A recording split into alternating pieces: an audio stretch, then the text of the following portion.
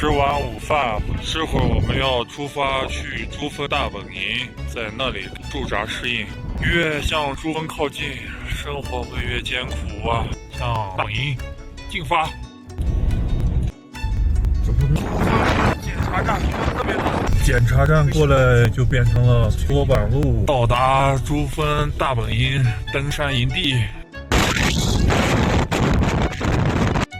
大本营的帐篷营地。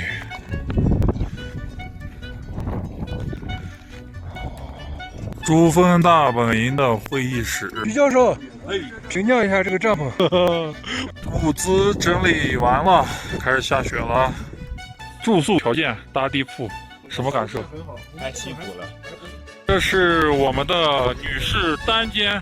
珠峰大本营的一顿饭。老高头，感觉怎么样？现在饭还可以，有点反应。吃完饭开会安排明天的工作。下午在珠峰大本营看珠峰特别漂亮。大家要在珠峰大本营度过第一个漫长的夜晚。